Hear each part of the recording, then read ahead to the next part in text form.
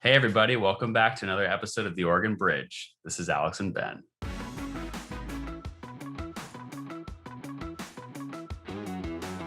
In my view, there is a world in which we at the state level can look at somebody and say, that's a really good person who should win elected office. Do you actually think Republicans can win in Oregon statewide as someone who supports Donald Trump?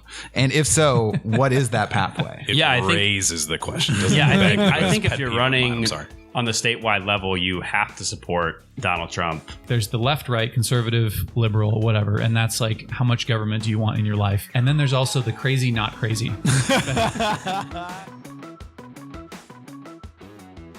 Hey everybody, thanks so much again for joining. Today we have our first ever collab podcast with the Rational Republicans. And the Rational Republicans are Nick and James. They introduce themselves in the podcast, which is a little bit different than how we do things, just because we did this collab for the first time. But just kind of general overview, the Rational Republicans are literally considered themselves to be rational. They don't like people who are quote unquote far right or Trumpers. Ben, what did you think? I loved it. I had a great time. I'm gonna be honest. I thought it was super fun. It was the first time we recorded. It's fantastic whiskey too. Yes, we were drinking whiskey. We recorded in person. First time we recorded in person, and just like the experience of recording the podcast was way more fun in person. Like it was way funnier. There's a lot more jokes in this episode because the timing's not awkward. Where like your joke is 2 seconds too late on the other person's computer, and then everyone's just like confused. So the process itself was really good. I also thought the conversation was very good. It's great to be in a room where Republicans are fighting with each other. I just really enjoyed that dynamic. I did reveal at the end of the episode my favorite Republican of all time, as did Mr. Titus here. So that was good. But you know, it was Trump. Spoiler. It wasn't Trump, was it? It was Barron. That's who you said. No, I meant you. Anyway, we talk about Portland. We talk about homelessness. We talk about taxes. Big tech. We talk about big tech. We cover a lot of ground. We kind of expose the places where our thesis and their thesis don't align in terms of how to understand and operate in today's political system in Oregon. I think it's a great episode. Titus, what do you think? Yeah, it was good. It was fun to hash things out. It was also fun. They actually got in quite a bit of arguments amongst themselves. I think that maybe they had thought we were going to clash a little bit more with them, but it felt like actually James and Nick kind of going at each other a little bit more, which was also fun to see. Good, healthy tension all around. But yes, a great episode. Thank you to the Rational Republicans for the crossover, and hopefully we'll do something again sometime soon. But thanks everyone for listening. Please remember to give us a 5-star rating if you haven't yet on Apple or Spotify or wherever you listen to podcasts. It's super helpful for us. We see the numbers climbing, and we really appreciate it. So please leave a 5-star review if you haven't, and remember to hit the subscribe button. And we'll be back next week with another episode. Thanks. And remember to follow us on Twitter. That's at Oregon Bridge Pod. All the tweets are fantastic. We have almost 60 followers now, so things are getting real crazy. The numbers are huge. Believe me, there's no better Twitter account than the Oregon Bridge. All right, enjoy the episode. Thanks, everyone.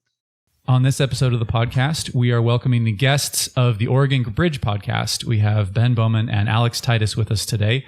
Welcome, guys. Thanks for coming on. It's a pleasure to be here. Our first crossover podcast ever. Yeah. So what we're going to do is this will be aired on both our podcast and on the Oregon Bridge podcast. So I think what we'll start out with is just kind of introduce ourselves. The listeners are probably familiar with myself and Nick. The Oregon Bridge podcast are probably familiar with you guys. So we'll just all four introduce ourselves. So Alex, why don't you start us off?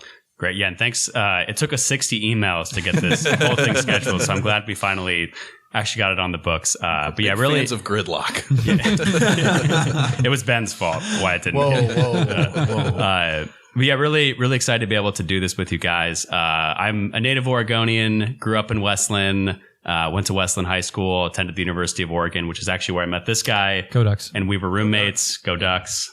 Plenty of political arguments about all sorts of crazy things. I was actually a really hardcore Ron Paul person in college. This is true. Anyone who's, the age of 19 to 20, I feel like is. So we had a lot of really crazy arguments about drone strikes, gold standard, all those sort of libertarian things. So we checked that box too. And After graduating from college, ended up working in Washington, D.C. for 5 years, served in the Trump administration as an advisor for 9 months, and also worked for President Trump's super PAC and worked for a couple of other conservative organizations in D.C. And now I own a technology consulting firm, and I'm excited to be back in Oregon. So there's my brief summary. Cool. Ben, you want to go? Sure. Ben Bowman, the token liberal for this evening's proceedings. Not if you ask a lot of the Republicans. I think we're pretty liberal. Yeah, I was going to say, I'm pleased to be joined by two colleagues. I will say Alex is the lone Trump supporter at this table. So I mean, just I do enjoy that piece of tonight. But I serve on the Tigard Walden School Board as a locally elected official. I am a member of the Democratic Party, lifelong member. I grew up in Oregon as well, went to U of O undergrad, as Titus mentioned, master's degree from Stanford in education policy. And that's what my day job is now. I work in education policy and love talking politics. So I'm pleased to be here with you guys. You ran for state rep this last time around. State senator. Ginny Burdick. Senator Ginny Burdick. In fact, you would have been in the one of the House seats within my district. Okay. Yes. So you running against Ginny is about as good a chance as I had of winning. Yes. Okay. Yes. Got it. Most people knew the outcome before. All right, Nick, that is me, Nick Prelosky. So I'm ripping a Stan Pulliam, our own merch shirt right now. What is GOPgear.us, GOP-gear.us. We actually have some really funny shirts on that. GOP-gear.us. Is this the first Stan Pulliam for governor shirt in existence? I am not sure. We'll talk to him about this. There's a very real chance that it is. This could be the very first one. But now I'm kind of bummed because I took off my Oregon State shirt because I could be the lone Beaver fan at the table. Go Ducks. Honestly, normally I don't know how it ends up happening this way, but we generally end up interviewing more Beavers than Ducks. So you end up being outnumbered at this. So you're the token liberal. I'm the token Oregon State faner. And he's the token Trump supporter. There we go. Person. Yeah, exactly. A lot of tokens. a lot of tokens. So I was born and raised in Pittsburgh, lived in Texas a number of years, a couple of different spots in the country, also DC for a couple of years. Have been in Oregon for the last 6 and got involved actually with Bud Pierce in the 2016 race and then worked on Newt Bueller's campaign in 2018, which is where I met you, James. And you came up to me and said, we should keep this conversation going. Your candidate lost, my candidate lost. And I said, well, I have a face for radio. Let's get a podcast started. And that's how we got to where we are today. Yeah. Okay. So James Ball, I also native Oregonian, grew up in Bend. I went to Corban University for my undergrad, Oregon for my MBA, 5 years in active duty in the Army, 3 years with the Oregon National Guard, have been involved in politics really just for the past 4 or 5 years. Basically since Trump got elected, he inspired you to be involved in public service in the negative sense that I was so frustrated that Trump was the direction our party was going that it caused me to get involved in politics. So, mostly involved in the Multnomah County Republican Party. Ran for state representative in 2020, and I was saying on the way up here, I was out registered 6-1, but I only lost 5-1. So that's a win. I got some NAV votes. Pretty excited about that, and Nick and I have been doing this for 2.5 years now. Has it been? Wow. Crazy. Yeah. Time flies when you're having fun. I think we're on episode 14 or 15, so we got a ways to go. Nice. Well, keep it up. I also have to ask about the shirt because it says Condoleezza, Colin, Clarence, and then Candace. Candace doesn't quite Candace Owens? belong. Well, sure. Okay. One of these things is not like the other. I'm like Colin Powell, excuse me. Powell, I'm like Colin Powell and Candace Owens. That's an interesting combo. So anyway, I figured it was the point was to highlight Black Republicans. I've seen this shirt in a number of different. Except I'm pretty sure Colin Powell's a Democrat now. He definitely didn't vote for Trump. Yeah, he hasn't voted for Republicans. I looked this up. Yeah. He changed his registration in 2021. He was a Republican up until this year, and so I don't know if it was the January 6th or whatever, but he was a Republican up until this year. However, I don't think that you need to be a Republican to be on this shirt. I think that we can celebrate Black excellence regardless of party. As long as your name starts with C. There you go. Only C. But anyway, this is sort of my take on, Democrats seem to think they have the market cornered on, Black excellence. And it's just not the case. There are plenty of Black Republicans who have done great things. This is a handful of them that I decided to put on a shirt. So if you want your own shirt, viewers and listeners, GOP-gear.us. So I think that's enough introduction. One of the things so we have a couple of things that we were going to talk about on here. Let's talk. Why don't you guys just give a little mini bio of your podcast? We talked about ourselves. How about the podcast and what your kind of thesis is compared to ours? So it's fairly similar, but a little bit different. So our thesis, and Titus, please jump in, is essentially that, Tip O'Neill famously said all politics is local. And we think that is less true today than it ever has been since he said it. And that national trends, national people are having a greater influence on local politics and state politics than ever before. And that's part of what's driving the polarization that we're seeing, the partisanship that we're seeing. And there's some folks, and this is where we might differ. There's some folks who think we need to combat this trend, and that the future Kevin Frazier, who you recently had on the podcast, we had him on as well. That was part of the conversation. Is some folks are trying to resist this trend, and I think Alex and I are coming at this in a slightly different way, saying the trend is one. So let's figure out what that means for our political parties, what that means for our discourse, and try to build a constructive political culture in this state without trying to pretend that we're going to go back to the political dynamics of the 80s and 90s where moderates of both parties were sort of meeting in the middle. That doesn't seem to be like a governable future for our state or country. So I think that's kind of the thesis. Did I miss anything, Titus? Yeah, and part of it too, I think, is not just the politics, but also the media aspect. And because you have a picture of Mayor Stan on your shirt, he's a perfect example of this. I mean, there was not a full profile, but a pretty significant piece on Mayor Stan in the New York Times because he had refused to abide by Governor Brown's lockdown, which, of course, if you're thinking about this from a broader lens, why is the New York Times reporting on the mayor of Sandy, of a town with 10,000 people in it, in basically the middle of nowhere, Oregon? So part of it, I think, is the media lens of it. I mean, you see this too, not just on more liberal publications, but also on conservative ones too, right? I mean, Fox News, Daily Caller, all these sorts of publications. Anytime anything is happening in downtown Portland, they're hitting on it, or they're even sending out people to see what's happening here, and people are becoming outraged basically from across the country of things that are happening that may be related to really local issues. So yeah, Ben and I think that this trend isn't something that can be reversible, at least in sort of the political environment that we're in now and the media environment too. So yeah, that's kind of the basis for us. And we just see this as continuing to happen, and that there's probably no way to stop it. So I think that's a really interesting thesis, and it's obviously led to wonderful content, and especially, a farther right R and I guess moderate left, far left. I don't know what I mean. I primaried the majority leader, so I think I'm a little left. A little further left. But it leads to great content. I feel like for me, I would refer to that as the glass half empty thesis. I'd love to know your thoughts on whether or not you think it's inevitable, whether or not you think there's anything that can be done about it. Is that a good thing that you have the nationalization of all local politics? Yeah, and in some way, it's actually, and this is sort of the second part of our thesis, but that issues that happen on a local level that, frankly, no one would have cared about before social media, national news, now blow up and everybody gets to see about them, right? And I mean, this doesn't even need to just be political. I mean, I had friends from all over the country texting me yesterday saying, oh my gosh, it was so hot in Portland over the last 3 days.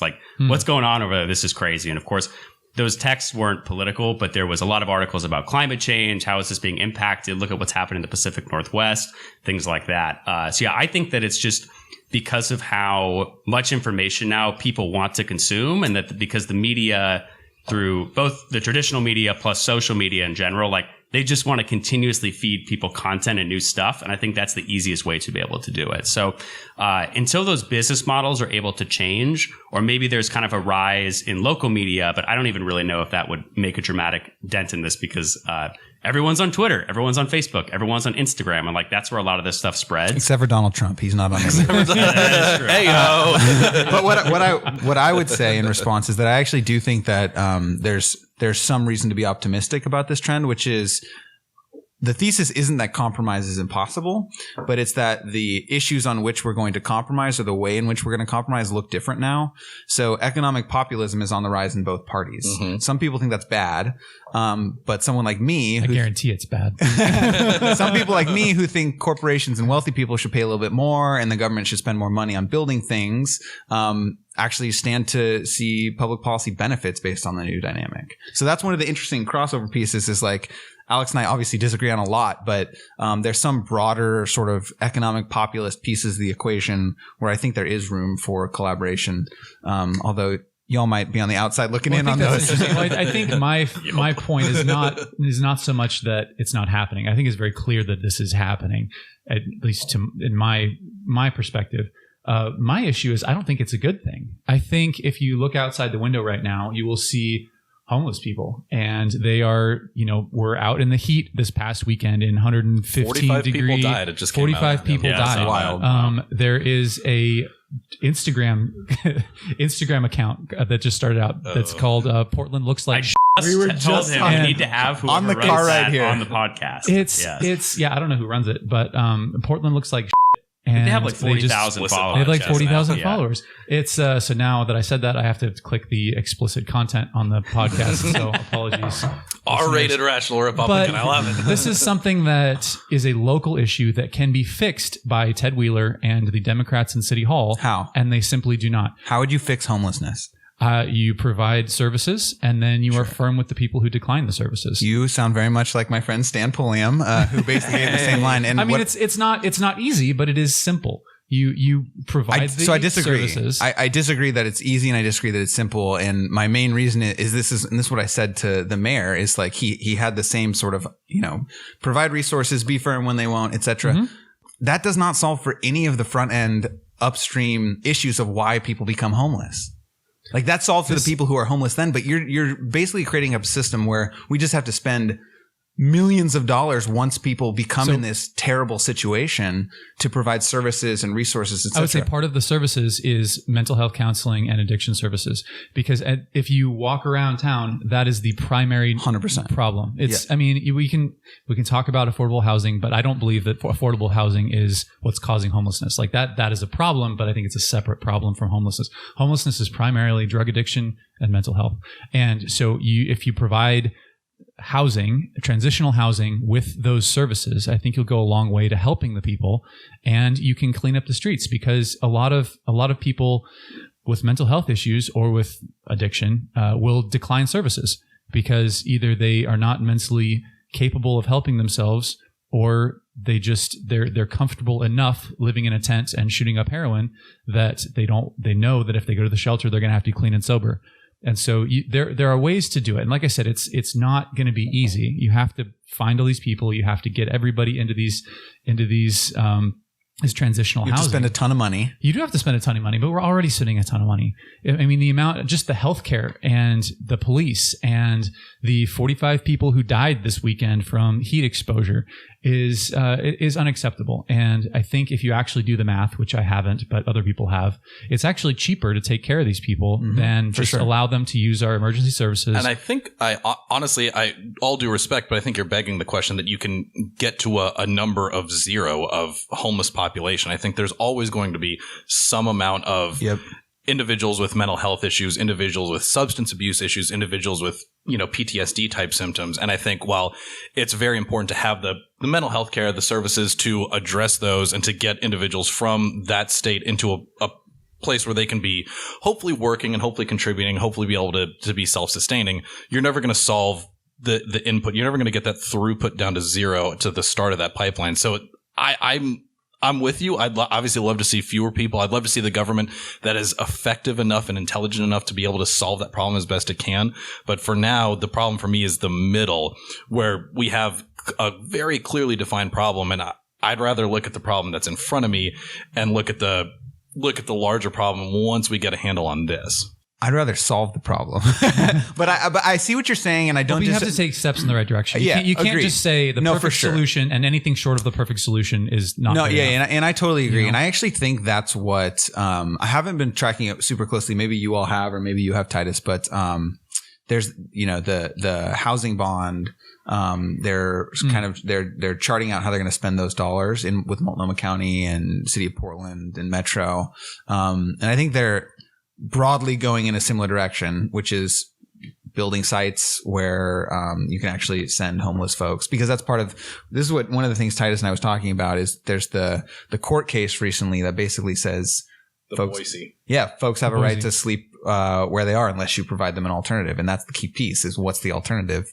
So I think like I don't disagree with what you're saying, but I think my point more broadly is like there's a reason why people are becoming homeless. I do think affordable housing is part of it. I don't think it's driving it. I think addiction and mental health is. But like if you're an addict in recovery, like, and you're, how much money do you think you're going to make in a job after you've, been homeless for a couple of years? You're going to start at the bottom end of the threshold. And where are you going to live in Portland? I mean, there's a lot of structural issues that make this super hard to solve. And I don't think like more shelter beds is going to actually solve the problem. And I feel like you just hit the nail on the head. There are literal structural issues. There's stuff that comes up all the time, and you get somebody in the Pearl District and they get their condo association together and they say, we can't have a new apartment complex here because it will obstruct my view of the Fremont Bridge. And I really like, and it is, don't get me wrong, it's a very pretty bridge. I would want that view as well. And that is to some extent going to affect the resale value when you go to get out of that condo. But at the same time. But we should agree that problem is way more important to solve than. Let's talk about the urban growth boundary. Let's talk about the urban growth boundary. That's the other thing that is keeping rates too high. I mean, and this is kind of me coming from a conservative standpoint, is you get rid of these governmental provided barriers and you can have affordable housing just through marketplace, through supply and demand. But when you artificially constrain a city with an urban growth boundary and you artificially constrain it with red tape and views of the Fremont Bridge and et cetera, you're going to end up with not enough supply and too much demand. I will say, as someone who drove down to Sacramento for a wedding this summer, I'm very grateful for the urban growth boundary. Hot take. First time somebody said that on these mics. I mean, so that's actually a good point. I was listening to a podcast with Dan Crenshaw, and one of the things that Which one? The Joe Rogan. Okay. Joe Rogan. Yeah. Nice. So one of the things he said really struck me. He says, legislation is not about legislation does not solve problems. It's a trade-off.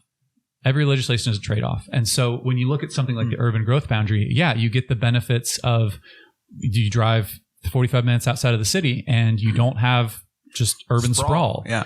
But on the flip side, you have artificially increased rents and lower housing supply because you have to cram everything in. So it's a trade-off. I mean, you can be pro or against, but just as long as we recognize that when you say, I like the urban growth boundary, what you're also saying is, we're accepting the consequence of inflated housing prices. Well, maybe we can all just agree that we need to prevent Californians from moving to Oregon. Here. Build the wall. Build the wall. Yeah. So I'll take that chance to kind of dive into James and my thesis because I, in a way, I feel like it's a little bit the exact opposite of what you guys said. I at least personally feel that the only way Republicans are ever really going to have a shot here in Oregon especially to win some statewide races is to be able to, for all intents and purposes, forget about the R label by their name and to remove any connotations that it's got, especially these days with national stuff when Donald Trump was president and any kind of negative connotations that came along there. But if you can look at Stan Pulliam and say, here's a person who wants to do this, this, and this, and I like some of those things and I dislike some of those things. Here's the demo he's going to run against. Pick your favorite, Tina Kotek or Tobias Reed or whoever you want. We've got a long list on our side. And okay, let's actually look at the ideas that they're both espousing, and let's look at the experience that they've got, and let's look at who actually could sit in Mahonia Hall and really make the decisions that are going to drive this state forward and pick up where we're down below and, can have us continue to accelerate in the areas that we're already accelerating. And I cannot imagine a world where Republicans can win here in the state of Oregon if we keep getting asked about Donald Trump, or we keep getting asked about Kevin McCarthy, or we keep getting asked about Nancy Pelosi. And in my view, there is a world in which we at the state level can look at somebody and say, that's a really good person who should win elected office, regardless of whether he's got an R or a D by his name. I got to bring in Titus. I was going to say, my pushback to that is maybe that even is the best answer, but why would Democrats ever let us do that? And the perfect example here is Newt, who I was very supportive of when he ran for governor, and I wish he would be governor right now. But no one actually thought Newt Buehler was going to undo Oregon's abortion law or anything like that. But of course, he still was attacked numerously. And I mean, you can even go back and find the old mailer saying Newt Buehler aligns with Donald Trump's abortion policies, which is some of the most blatant politicalism ever. Obviously, that isn't true to any extent. I don't know. When he ran for Congress, he sounded a little different. Well, I think he was still consistent on the abortion issue. But I will say, how you frame stuff. You say not anybody was believing that.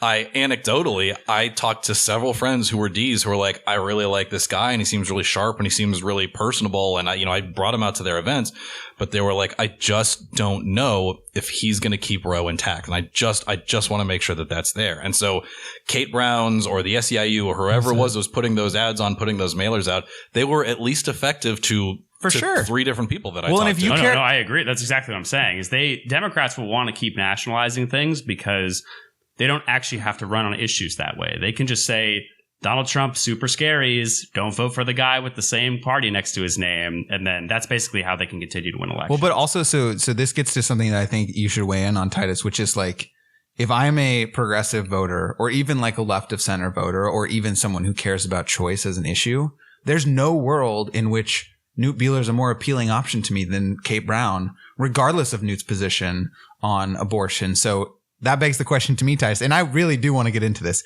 Do you actually think Republicans can win in Oregon statewide as someone who supports Donald Trump?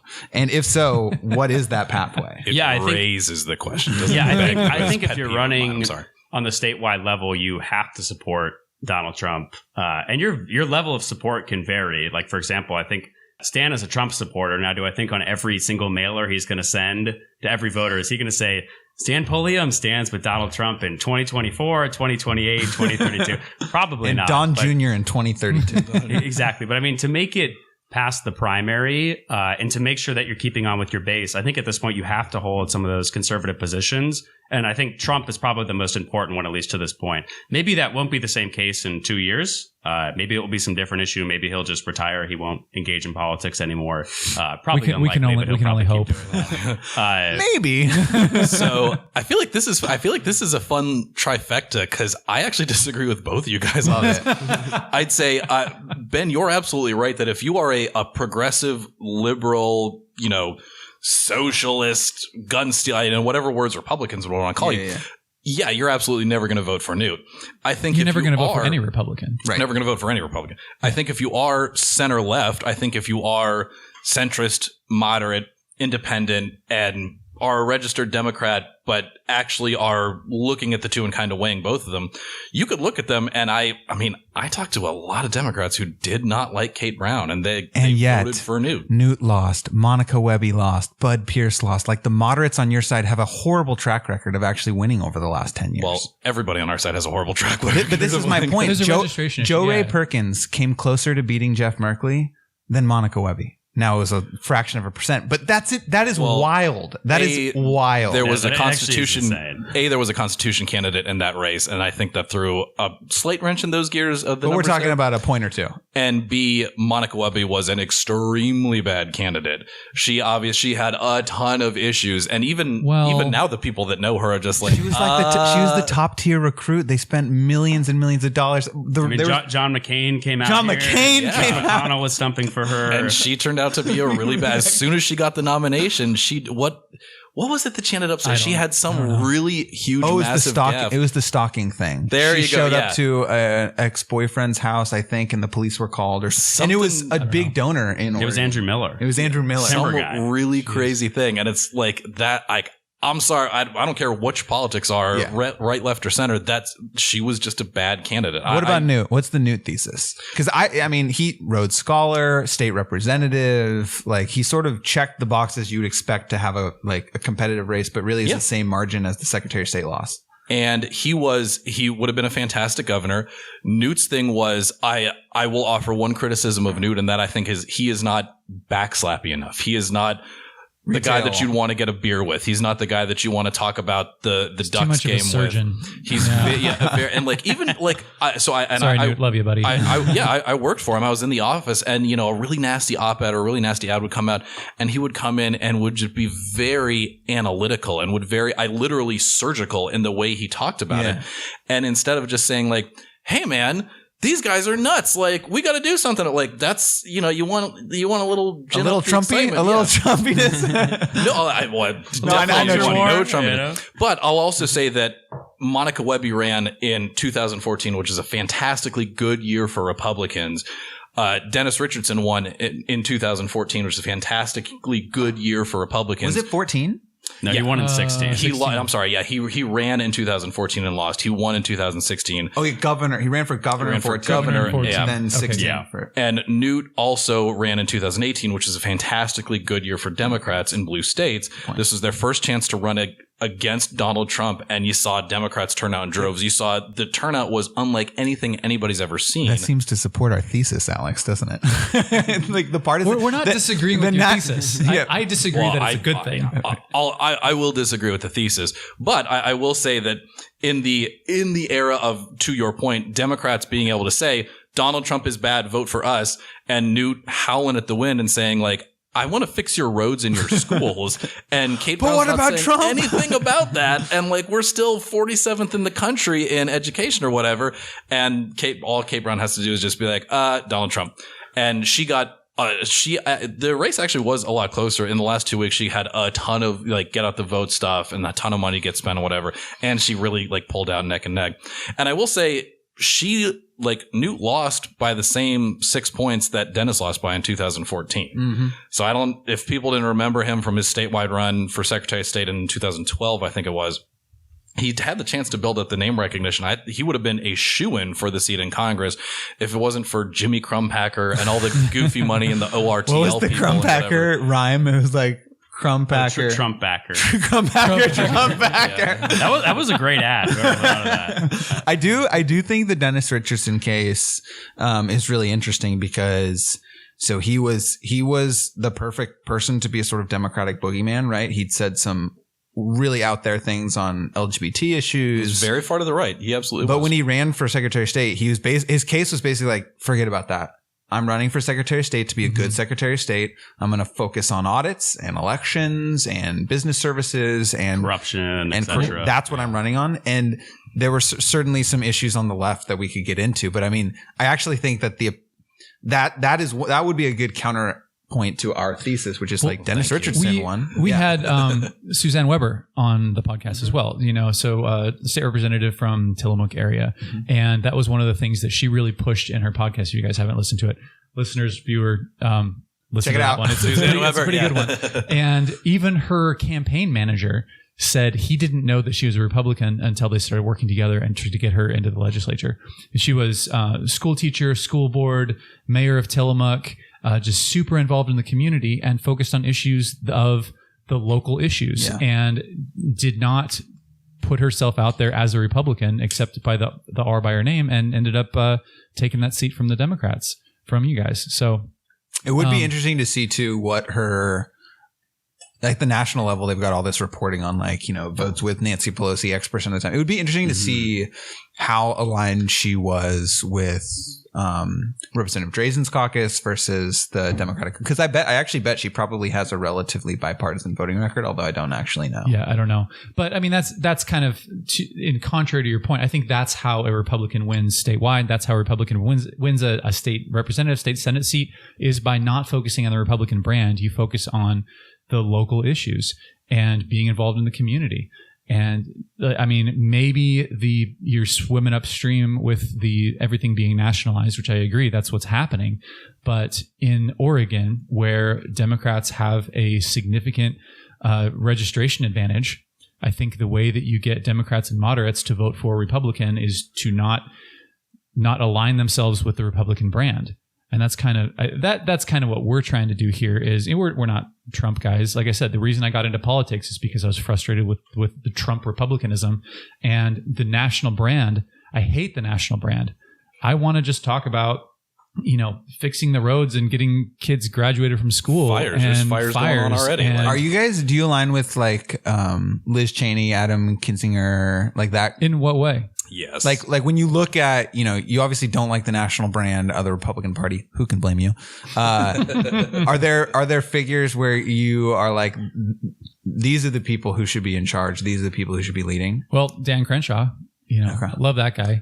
He's kind of a culture war. He's a Trump guy, right? He is I very think conservative. He's a Trump guy, but again, I think that we are the rational Republican for a reason, because so many of these, I don't want to speak badly of anyone in particular, but so many of these people are, there's two axes, I think. There's the left, right, conservative, liberal, whatever, and that's like, how much government do you want in your life? And then there's also the crazy, not crazy. And the two are distinct. The two are distinct. Yes. You can be very conservative and also not crazy.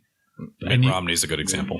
Yeah. Well, yeah. And The old Mitt Romney. I honestly, go pull up his DW nominate. Go look at the way he votes. He's still very, very conservative. Sure. But people like, wasn't he you saw the him deport yourself too? Yeah. Romney? He got heckled on a plane by Trump supporters. Like, you're not supporting. It's like, he does everything you want. Come on, guys. And I think Liz Cheney's in that same boat. We're very conservative, but also not a Trump fan. I think again, we focus more on local, statewide politics. So I'm not as read up on Liz Cheney's voting record. I couldn't tell you off the top of my head, but she's much more conservative than Elise Stefanik, who just fascinating. got elected as right. So that's what I'm saying. There's two spectrums here. There's conservative, liberal, and then there's also crazy, not crazy. And I think you get into the depth of like Trump support versus not Trump support. Like these are all separate from each other. See, though, I think what Trump did is he sort of upended those definitions in general, because one of the things that if you're a Trump supporter, you're conservative. If you're not Trump supporter, you're liberal. But the definitions of those have changed dramatically since 2016. And I'll give you the example of that. I remember during the Republican debate, the host went around and said, all right, who's going to cut Social Security and Medicare? And everybody raised their hand except for Donald Trump. He was the only candidate who would say, fascinating, there's going to be no cuts to Social Security. There's going to be no cuts to Medicare under my watch. And turns out Conservative Inc. in DC went bananas. Like, this guy defends entitlements. He supports blah, blah, blah, blah, blah. But like, voters literally didn't care, because all those sort of like traditional Conservative Inc. issues were actually really just like donor funded issues. Voters care a lot about trade. They care a lot about border protection. They clearly care a lot about cultural issues too, which I actually think should maybe turn into a little bit of discussion too, but like sort of what your guys' views on like something like big tech are. Because we talked a little bit about the homelessness issue earlier. And Ben, you talked about saying, okay, where's the money going to come from? And I actually think something that would be really interesting is if Josh Hawley was an elected official right now, and he said, oh yeah, Ben, you know where the money's going to come from? We're going to tax Google, and we're going to make Google pay for it. You would probably say, yeah, let's do it. And there's a bunch, and I think that's where the Democratic Party is. But you all would disagree with that. Like, increasing taxes on corporations is still bad news for you. So let me not tell at all. you. Okay. Oh. When the rational Republicans disagree. We actually kind of do it. Like, people always email us, and they're just like, you guys are too much. Like, I was like, corporations don't pay tax. Their customers do. Any tax you levy on a business is passed right along to their customers. That's not always true. It's mostly true. I mean, they can, but then consumers can have a choice. If it's across the board, if you raise the corporate income tax on every corporation in an industry, how would Facebook pass on the tax to consumers? Sell more of your information and come into your house. Like your kids' information, we're getting that now. This is your routing number, right? Fair point. So I will say I was a I'm sorry, I just kind of left you. No, go like ahead. If you want to, I was a fan of the Trump tax cuts in 2017 when we lowered the corporate tax rates from 25 or 30% to the 19%. I think they got down to 35 to 21. 35 to 21, and that makes us far more in line with where the rest of the world is. And I think that's a good thing. You stop seeing all these Burger King gets bought by a VC firm in Ireland, and now Burger King is an Irish company, so they don't have to pay. Like, you stop seeing... Is that true? Yeah, it is. That actually happened. Yeah, that's a real thing that happened. And like that happens several times with like well-known American companies, that it's just like, oh, reverse mergers. Yeah, now Papa John's is an English company. Like, we'll have our, jalapeno popper with Guinness tonight, I suppose. And like, you stop seeing goofy stuff like that, because at the end of the day, like, you have to look at who you are and look at what your competition is. If Ford and Chevy and Toyota all charge $25,000 for a truck, and Nissan comes out and charges $70,000 for a truck, Nissan is no longer competitive. And we, as America, with 35% tax rates, we're no longer competitive.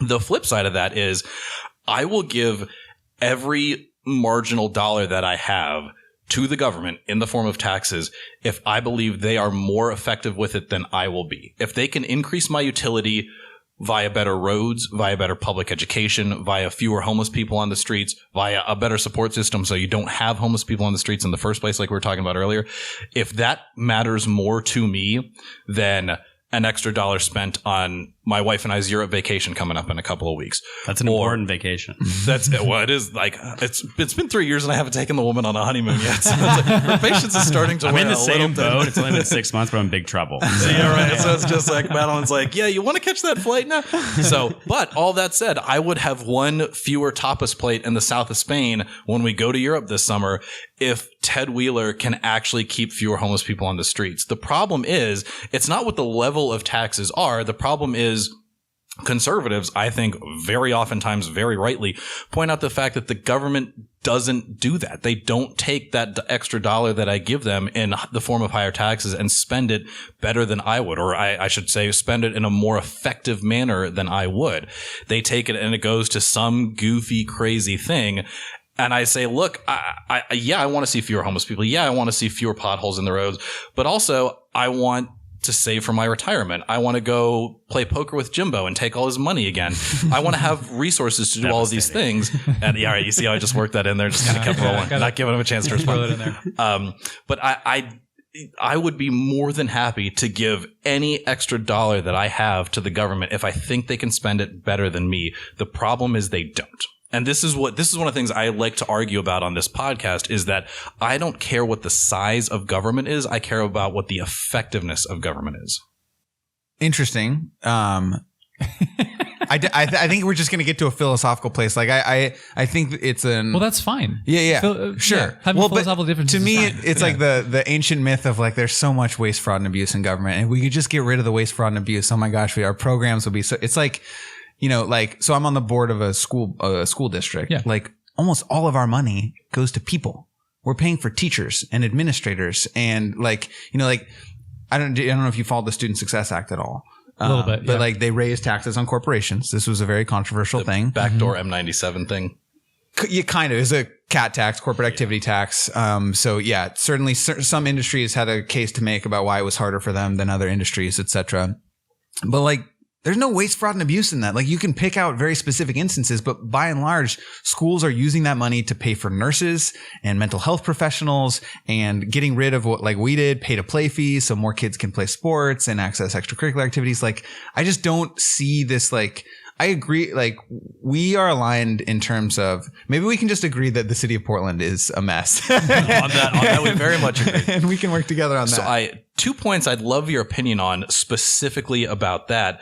The first is, I think a lot of that money, I think you're right. It goes to a lot of good places, but also it goes to a lot of PERS overhead costs. And I think we already did this. PERS as being as messy as it is, I think there's a lot of problems there. The second thing is you were talking about big corporations like needing to pay more taxes and needing to pay their. You haven't used the words fair share yet, but I like that's fair. You can attach it to me. I'll own it. But they got to pay their fair share. A lot of people on the left will. Yeah. You know who got exempted from that is Nike and Intel. Yeah. Mm-hmm. And that was bad. That's the two biggest companies we've got. But it's of course it's Democrats in Salem that let those guys get away with it because of course all the Nike money and all the Intel money goes back into helping reelect Democrats. And how probably a lot of their voters to, you know, get the 6-figure salaries at those companies. So that's actually something I like. Julia to see Rim Edwards is a Nike executive. She's top tier candidate. I mean, that's what I actually like to see the GOP attack more. This is really interesting because like Nick, you're like kind of aligned with what I think Titus would say. Well, actually, yeah. I mean, I was agreeing with a lot of the stuff that Nick was saying earlier. Is that my dude? I think Trump 2024. You heard it here first. Rational Republican. Nick is on the advisory board already. It's crazy. If he takes my call, Donald Trump get on the podcast. But yeah, I mean, I think that the GOP has become obsessed with this like generic free market orthodoxy of just yell the words free markets and limited government, which don't actually mean anything. And lower taxes, right? And lower taxes to some extent. And I think that especially on the Oregon level, that's really unappealing to a lot of those unaffiliated voters. And I mean, Nick, you're totally right, is that all that is is a bailout for a majority wealthy white suburban Democratic voters. Like that carve out, that's all that I see what that is. I imagine that the vast majority of workers for both those organizations are voting for Democrats, and they're literally bailing out their brunch crowd voters because of that. Let me devil's advocate. I don't actually think this is what I believe, but what they say is, cool. You want to have Nike and Intel included? We're going to lay off thousands of employees because we just can't afford your big taxes, Salem. You call their bluff. You say, you know what? No, you're making billions of dollars. We're going to tax you. I think what's more likely is we're going to spend $500,000 on campaigns fighting this unless you give us a carve out. Fair. That's I think that's much more likely it is. We're going to fight this tooth and nail unless you give us a carve out. And so they carve it out. I think there's the Grocery Association also got a carve out. Did they? They tried to fight it, I think. Weren't they? Did they? So you're like one of the iterations of it. I thought they were carved out. Maybe it's complex. Anyway. They did a little piece of it, but that actually is a really good analysis. Like the people who have good lobbyists and can spend a lot of money on campaigns can like avoid the drama of a multi-million-dollar ballot measure fight and just say, listen, we're not going to spend a bunch of money to kill your thing, but just take us out of it. I guarantee that's what happened. Yeah. So let me just, for a brief second, just to appease any hardcore right people that are actually still listening. I don't think they are. Did you have many of those? I think I just pissed them all off. Yeah.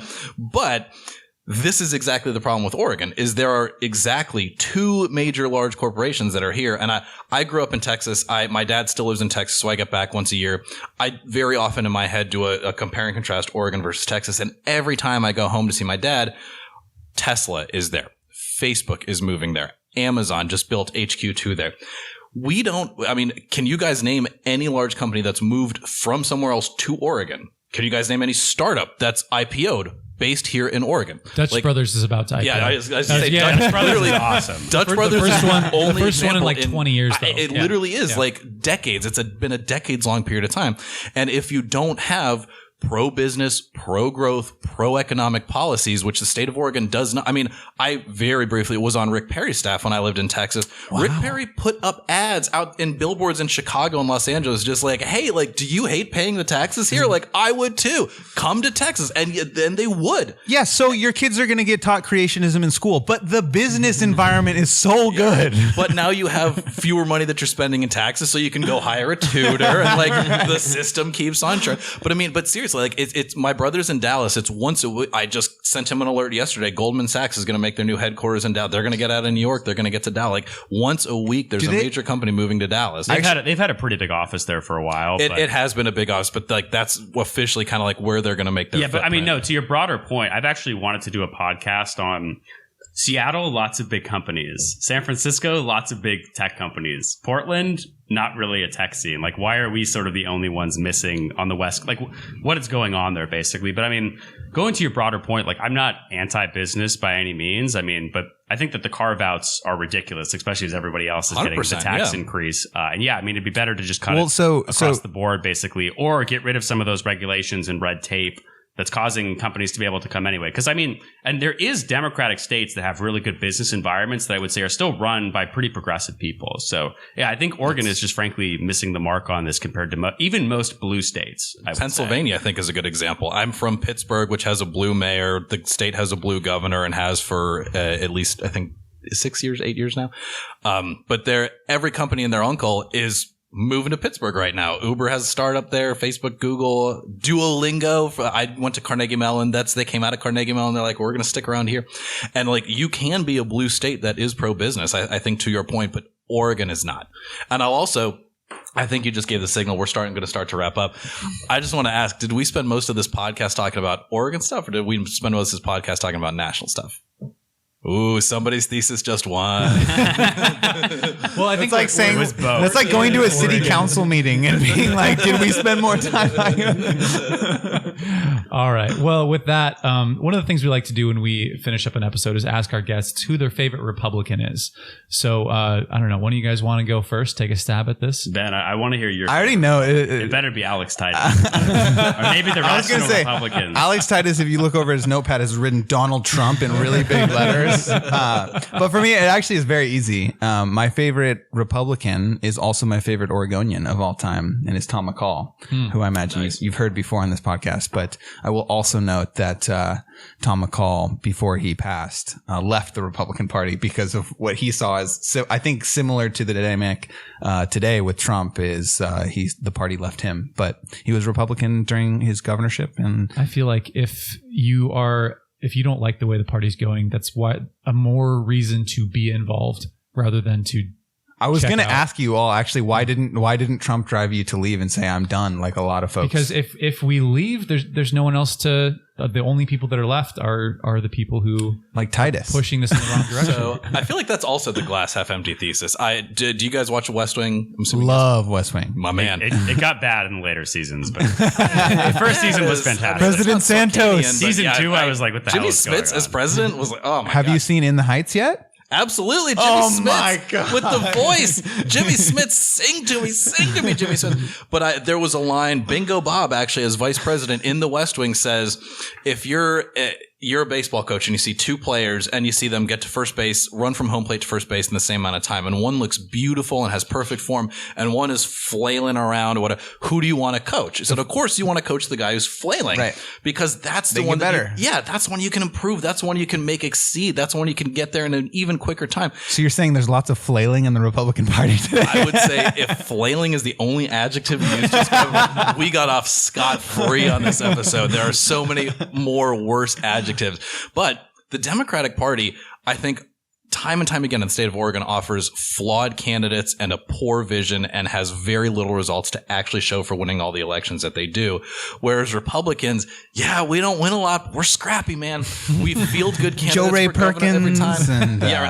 She didn't win anything. I would say more like Christine Drazen. Yeah. This time she will win. Leader Drazen. I see it like Stan can make a run for it. Bud Pierce can make a run for it. Whoever gets the nomination. I think there's a lot of good opportunity. And once that actually takes place, if we actually get a good Republican Party, or at least several good Republican candidates here in Oregon, we can have some absolutely amazing public policy in what is an already absolutely amazing state. And wouldn't that be an amazing win? Titus, your response? I also realized I thought that you said West World when you first mentioned that. I was like, also a good show. I was like, vice president. When Wait, I don't remember that plot line. Vice president is I was a like, robot. the robots and the cowboys. That makes a lot more sense now. So I always hate naming living politicians because I think that's cheating, and generally you don't know someone's full legacy, of course, until they pass away. But my favorite Republican is President Teddy Roosevelt, and I would say anyone who has not read about Roosevelt needs to read some. There's so many good biographies about him out there. Go read something. One, the man is absolutely insane. Like he is, he's just crazy, and not even crazy in a way of like, this guy's a loony, I don't want him anywhere near me, but just the stuff he did in his life. He was nonstop. He was not like, in terms of high energy, there literally is no one that is more high energy than President Roosevelt was. And he was such a dramatic leader, both for the Republican Party, but I also think he has such a strong influence on the GOP today, especially with a lot of the folks in DC who I think are leaning and sort of finding out what that post-Trumpism looks like. So he's my favorite Republican president. So I'll leave it at that. We know a number of folks who very highly value the man in the arena speech, as everybody who's involved in politics should. A wooden plaque on my wall with that speech. And that's Teddy Roosevelt. If that's his greatest legacy, and obviously there are legion legacies that Teddy Roosevelt has left us, but man in the arena, listeners, viewers, if you haven't read it yet, go find a copy. Yep. Well, gentlemen, that's about the end of it. Thank you so much for coming over and doing this with us.